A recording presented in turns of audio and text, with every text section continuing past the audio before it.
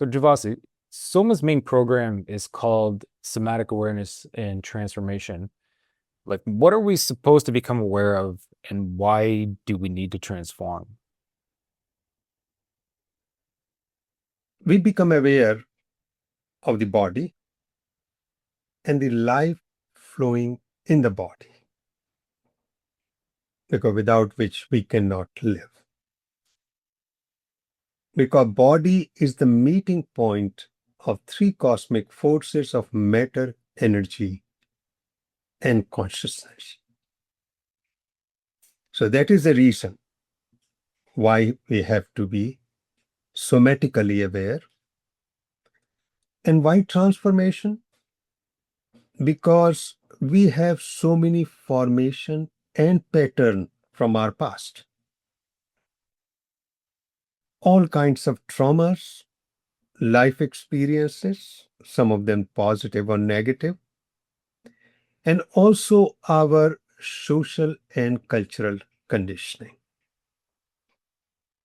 So transformation means dissolving those formations and patterns because they enslave us, become free, and live in fullness of our lives. So the elements that kind of build us are actually kind of enslaving us at the same time. Exactly. Mhm.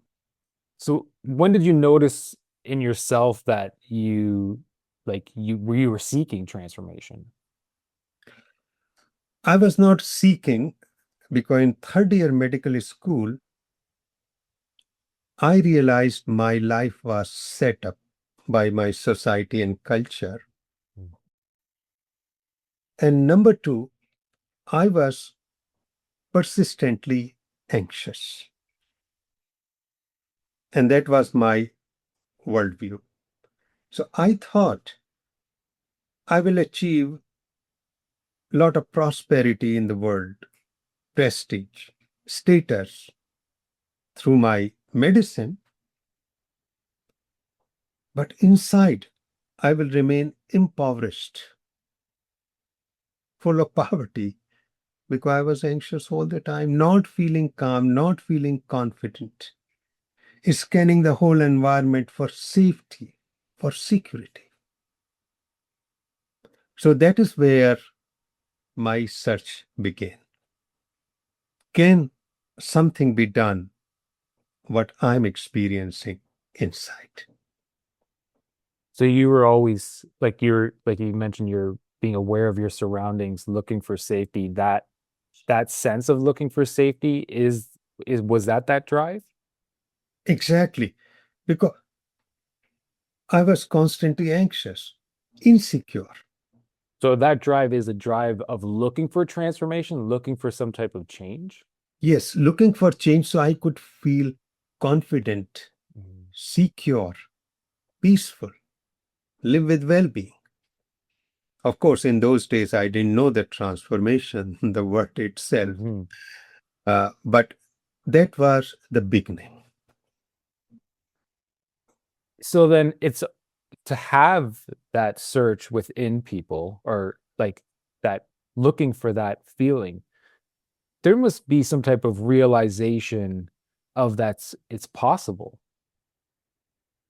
Yes, Otherwise, we wouldn't be searching. We would just accept. exactly. And actually, a lot of people do that because they distract themselves. So, in order to hide what is going on inside, they fully plunge into the world, become extremely busy, so they need not to look inward. But of course, my background in India is very spiritually oriented because that is what I have seen. So that gave me some inspiration. Mm. So that not looking only outside, but inside. So there's this saying that I've come across that, there's like the gurus come when you're ready or something along those lines.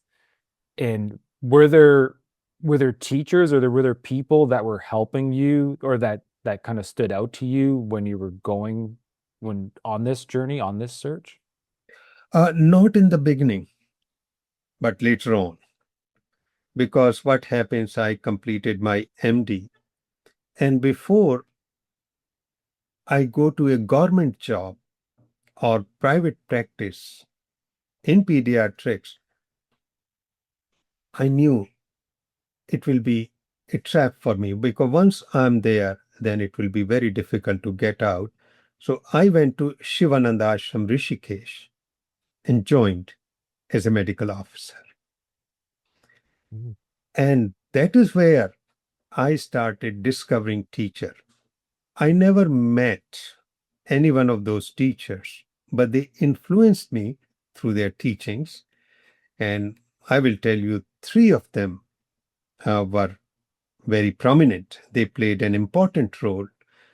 One is Shri Aurobindo, who showed me that how everything is interconnected. All yoga, all spirituality, all politics, whatever we do in human life, and also that body is important. So foundation of the somatic was laid down there. The second teacher was J. Krishnamurti, who inspired me to stand alone, walk on my own, solve my own problems. And the third, very big teacher, U.G. Krishnamurti, who said, essentially, transformation is the transformation of the body. It is the enlightenment of the body. So these were the three teachers. Of course, beside that, my father, my mother, my grandmother, and my own wife, Karen. They were the human teacher, with whom I lived. So the four of those teachers, my relatives, my wife, and then these three teachers. So would you say you had some, would they be in lack of better terms, you had spiritual teachers and then you had teachers of life with your That's correct. parents and your, Yeah. yeah. Because they helped me all along the way. They didn't insist me to follow something which they wanted. What what was with the Shivananda ashram? What drew you towards that, or was it just like something came available? Yes, because I was searching for a place where I could serve people. Because in those days, what you call spirituality, I was not following. In fact, I was influenced by Marxism. So I wanted to go to a place where I could serve people. Then I came to know in Shivananda Ashram Rishikesh, there is a hospital which is not functional, and there are many leprosy patients who are not served because leprosy was a stigma in those days. I'm talking about 1983. So I just went to the secretary of the Shivananda Ashram. I said, listen, I want to serve to the people, so I'll be very happy to join as a medical officer. And that is how I started my life with Shivananda Ashram. Hmm. So did you just serve as like with medicine, or were you doing other stuff? What was your other like the other involvements at the ashram? Uh, of course, ashram was a spiritual. There were 400 monks. But my primary work was in the hospital, and it was a charitable hospital, free for all. And it served wandering monks, sadhus, beggars, very poor people.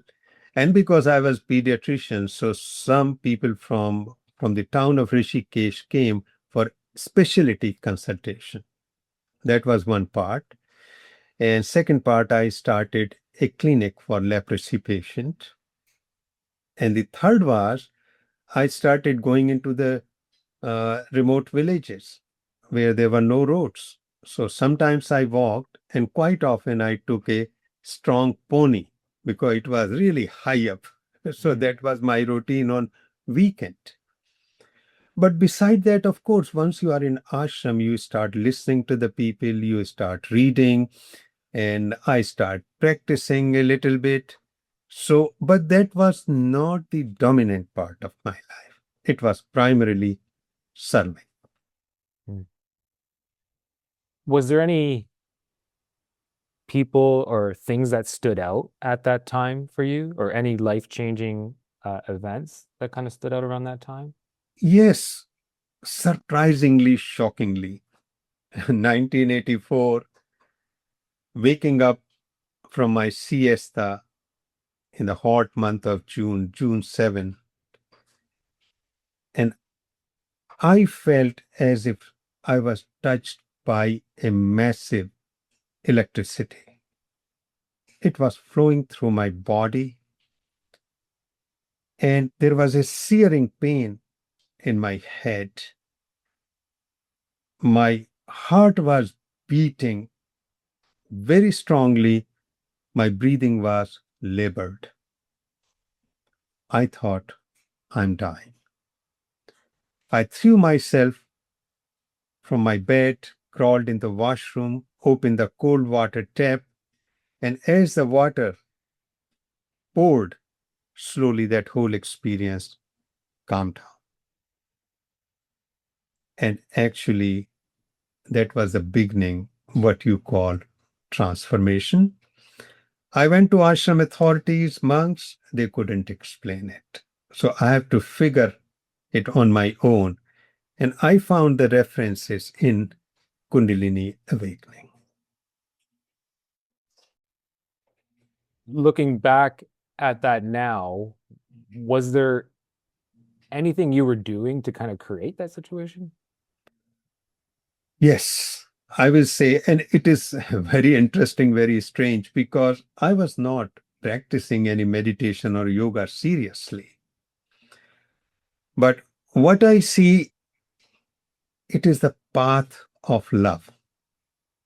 Because when I met my wife, 1981, in my medical school, it was love at first sight.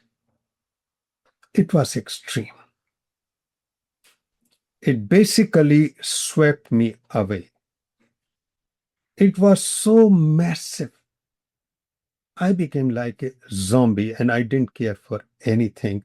I was so soaked in this hurricane tornado of love.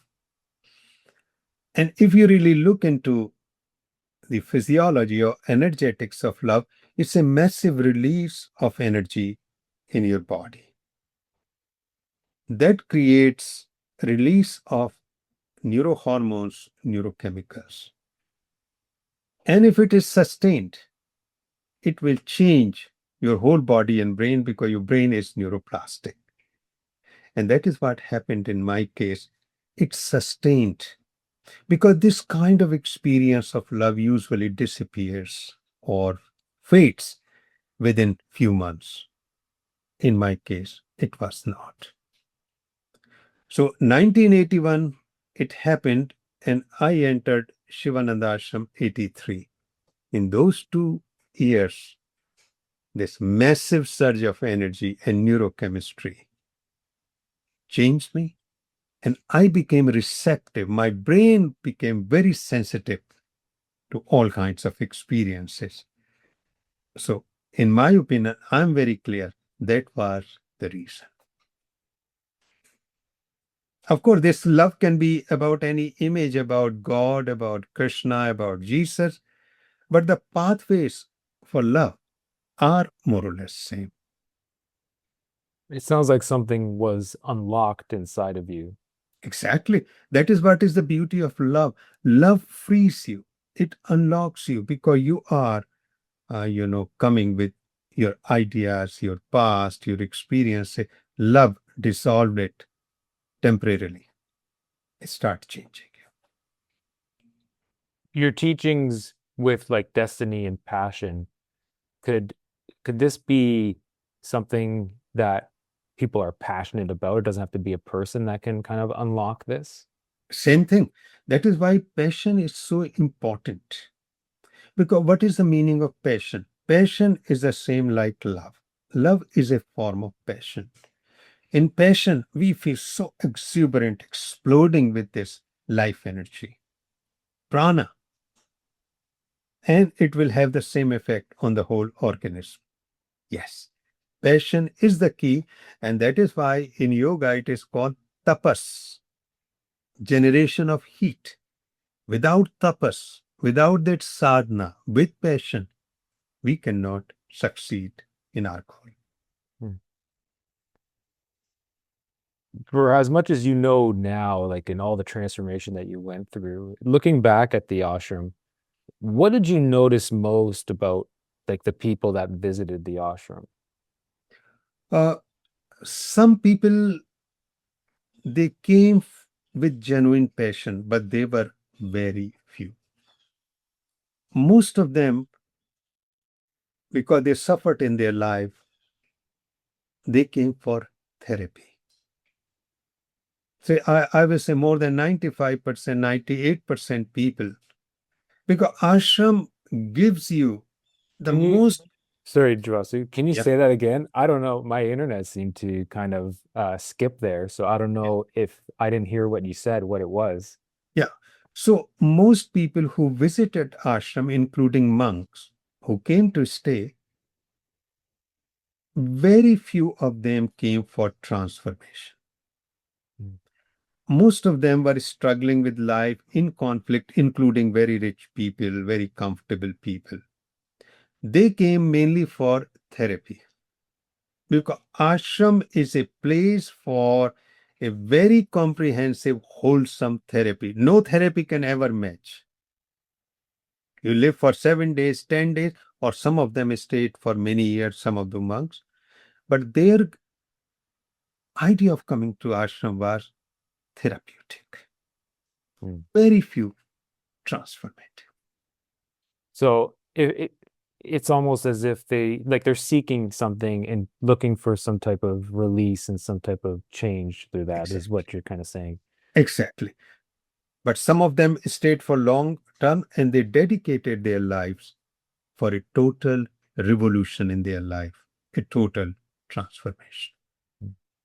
What made you decide to leave the ashram? I think still I thought that I have to serve more. So ashram was beautiful, it was wonderful, but it was too small for our needs because I was married to Karen and Karen wanted to do the something voluntary work in the mountains. Mm. So we thought time has come, leave. It was a beautiful stay, but now we have to explore more. And then you both decided to go into the mountains? That's correct. Yeah. But so what in the mountains, what were you kind of doing there? Well, we joined a very big NGO or voluntary organization who had three major programs. One was education, education of the children, income generation program for women, and environmental protection plan. But what they were lacking, the medical side, because these villages were remote, no roads, no medical facilities, very difficult. So we joined to implement a primary healthcare program. And that is Oh, what we did. oh, so how many like was it serving one village, or was it serving many people across different villages? Actually, we covered a very large area. We established 5 clinics, and two of them were 12 hours apart Oh, if you travel by road. It was a very big challenge because at one point, I think there must be at least 300 full-time and part-time employees. So you can see enormity of program. And I was involved in all program, but our main focus was on health, primary health care, vaccination, to deal with the preventive diseases and also curative. What impacted you most throughout? How long were you there, and what kind of impacted you the most throughout that time? We stayed there from 1989 to 93, 4 years. What was the greatest impact or learning, I guess, from that time? Primary learning was about myself, Mm. because in those years we have gone through extreme stress. I have seen the world in its most beautiful and most raw and ugly way. I was nearly killed by a sociopath. Mm. So once you go through extreme stress, all your persona, all which you put in the name of culture and sophistication, shatters. And here comes a raw person inside you, which you were not aware, because things were going quite good. So there was no problem. So, of course, learning was about the poverty, difficulty, people, how they live, how they struggle, and how our world is in its beauty and ugliness. But it was primarily about myself. That behind all this facade of my education, of my upbringing, there is a raw human being who could do anything. And so I quit. I said, I must not try to fix many people.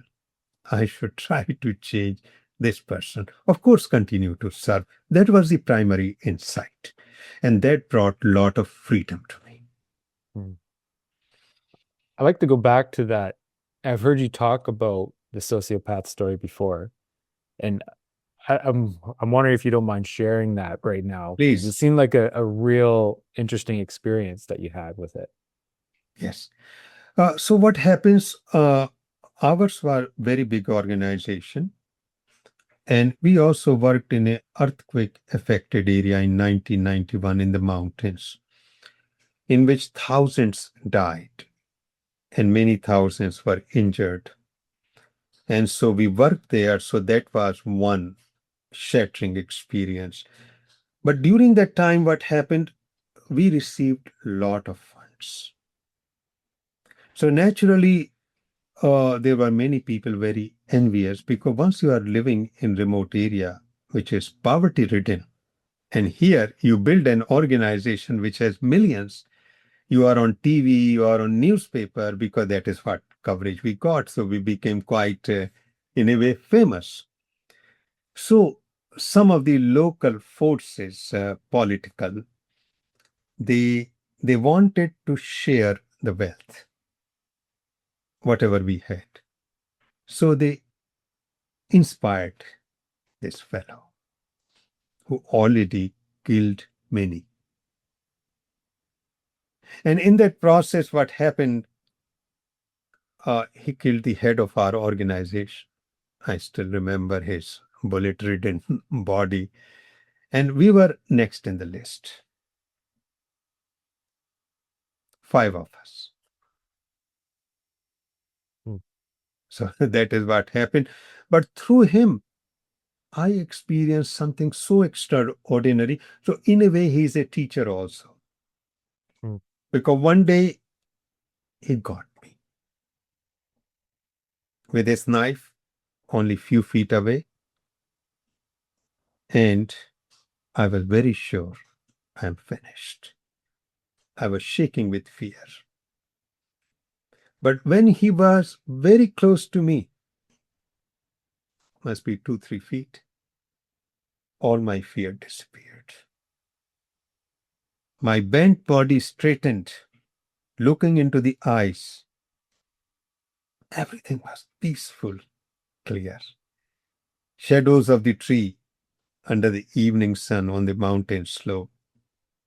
And my other fellow people who were there a bit far, and they were waiting there something to happen.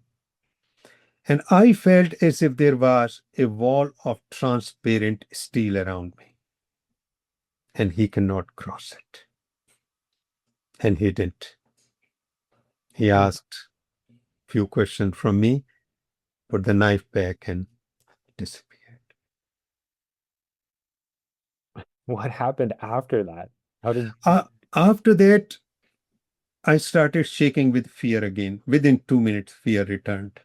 Hmm. But that created ultimate existential or somatic crisis, what I call somatic crisis. Because finally, the anxiety in my medical school days, which was caused by fear of death, came to the full front. Fear of death was everywhere. I was running from places to places, but world was not safe because the problem was within me. Problem was not outside me. Death in my mind. And that lasted 3 months. And almost at the end of 3 months, then started coming this sense of bliss. I knew it is going to be over. So he essentially was at the peak of that transformation that changed that for you. Yes, he brought me to the peak of the existential or somatic crisis. Mm-hmm. So the transformation was now going to be irreversible. There was no looking back. Because in 1984, when that experience happened in Shivananda Ashram, that was still with turbulence, trials, tests, problems. But this time, it was not going to be that way. I knew I am I am on my way out from my anxiety, from my lifelong trauma, or whatever it was there. Hmm. And so somatic crisis is something that is within the Soma teachings. And we all eventually have to come to terms with our somatic crisis. It's We just going to have be to face experienced in different ways. We don't have to face a Oh, sociopath. Path. exactly, because each person has its own unique way. In my case, he became my teacher who pushed me into this. Mm. So quite dramatic way of experiencing it. Very dramatic and very traumatic. Mm. I think that is my life was also quite often quite dramatic events happen. So what made you, I guess, decide to leave the remote villages and then come to Canada? Uh, the reason was that 13 years of working in those villages where electricity was almost non-existent, there was no running water, no milk, no fresh vegetable, and very poor roads. And we all suffered from a variety of diseases, tropical diseases. And we had 2 children, zero money, mentally and physically completely exhausted and shattered. Mm. We became 20 years older than our age. We had no option. Mm. So you both decided to move to Canada and with your children. Yes. And then what did you do when you came to Canada? Well, Karen, my wife, is a Canadian family physician and she maintained her license. So she immediately started her practice. And meanwhile, I went to Sri Lanka to learn acupuncture, and also in McMaster, I got a certification in acupuncture and a certification in mind body medicine from Harvard. So I established my acupuncture practice. Plus, I became the faculty of a part of the faculty of acupuncture in McMaster in University in Hamilton. But that was, to earn, to root myself in Canadian society. But of course, by then, this whole of somatic crisis was moving into something very beautiful. And so that is after the transformation. Yeah, it was the part of the Part of transformation the because transformation is not one event, it is multi-layered. Mm. But yes, in Canada, September 7, and I entered into this state and never went back. You still had ties to India though, and you were hosting trips there. And what else were you building there? Thing is that once we came to Canada, money was coming. So there was some interruption of work in India, what we are doing. But then when we had sufficient money, we built a house there. And with the help of my brother, and primarily brother's wife, means my sister-in-law, we started training program for the children who had stammering, and also a, day school, afternoon only, and training program for poor women. So that was, and it is continuing. So it's still carrying on today. Oh, yes, it is going on for the last 27 years, so Wow. almost. But then I thought, and it was all privately funded. We never asked for help from anywhere. So I started making trip to India, taking 10 to 12 Canadians for a pilgrimage, because Rishikesh is a sacred area for Hindus, and many were interested. And whatever money was left from this trip went to this, maintaining this school and women's program. And also, many McMaster students were very keen to go to India and to study medical system. So some of them were medical student. Other student wanted to know how Indians live. It's a very ancient culture. So these were the two programs from here for regular people from Canada for pilgrimage, plus McMaster medical and other students. It's amazing. So fast forward to now, you have this organization and with uh with Soma Path and this teaching of Soma. And within that teaching of Soma, it's a whole complete system of how to live and how to transform and how to awaken uh this inner this inner nature within us. When did these pieces start coming to you? Did it come as a whole? Could you see it all in front of you? Or like when did all that start to develop? Well, I think as I mentioned, UG Krishnamurti, Shri Aurobindo, and G Krishnamurti, they already had body and energy playing an important role. Number two, my own experience, which was closer to Kundalini, is about body and energy. And subsequent experiences, I was feeling through my body.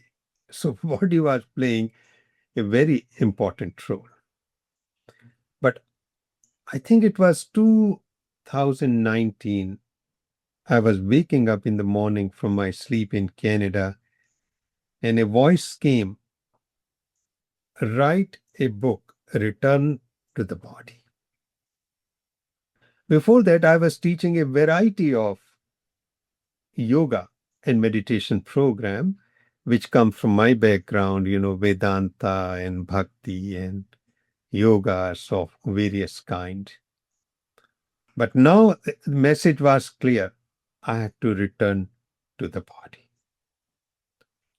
And subsequent experiences of transformation completed that sense. It was inside me, number one. Number two, I was looking at the world. We have so many systems, spiritual and religious system, But all of them belong to certain culture, certain region, certain era, certain age. They are heart-oriented or mind-oriented. Very beautiful. And still they are very relevant. But a lot of them became social or political tools. And many therapeutic. Their transformative power reduced because they belong to a different culture, region, and era. And also in our time, we start to live in mind because of the internet, our cell phone, social media, AI. We are more and more disconnected from our own body as well as nature. So somehow this ideas emerged from inside. We need a system in which we focus on body and life. You can see how, like, how society is right now. We just are so on technology and so on phones, and with that, it feels like we get disconnected from the body. I mean, a lot of people talk about, you need to get out in nature, you need to find grounding, you need to do these things, because of the fact that we seem to be so in the mind and in thought and not connected to our body. And this is what Soma kind of brings, but as a whole system of how to do that and how to connect to it. Yeah, it is a completely, not completely, but a new system, new way of life, new way of being. Uh, and uh, and the reason is again simple. All the older systems, religions, they emerged when we were very grounded, Yeah. because in those days agriculture was the primary occupation with little bit businesses. In our time, most of the countries are going to have urban population. They are not connected with the land. So these systems were very relevant in terms of mind and heart because they were already grounded in their body and to the land. In our time, it is completely changed, reverse. So that is why a new system has to be there. And we have to use a different language because science is the language of the world. So not only we have to speak in terms of body and life energy and life, but also a language of science. Because younger generation cannot accept beliefs. They want some evidence, even in critical questioning or self-inquiry or self-reflection. So yes, Soma Path is a total system. So it is not just some movement or breathing or meditation or discussion. No. We start with the universal truth. What is universal truth? And then go why we don't attain it. Why don't we live with comfort, well-being, and peace? And then what is the remedy? What will be the experience? Which is, it's such a new, I guess, revolutionary approach for this point of humanity, which is so important right now for everyone. And I know how much and deeply it affected my life and really opened up the door to new possibilities. There's one thing that I find interesting throughout my seeking and trying to put these pieces of yoga and reading different Buddhism and trying to make sense of it all. When coming to Soma, I could see the whole picture. And one thing that stands out is, during that seeking, I was always looking for a guru, looking for a teacher. And there's something that you said immediately that really changed my perspective of this within Soma, and you kind of having these discoveries and putting these pieces together. You don't call yourself a guru, and you kind of refrain from that. What is the point of that? Thing is that teachers are needed in the beginning to learn, right? But we cannot be dependent on any teacher, no matter how great that teacher is. But to start with, as a pointing finger, learning is wonderful. But we don't start worshipping them and become like an orphan child holding always their finger. Because the ultimate guru is the life itself, life which is flowing in this body. And this life's intelligence, body's intelligence, is more than 3 billion years old. No guru, no teacher can ever match. So take the help of the guru, learn, but don't follow.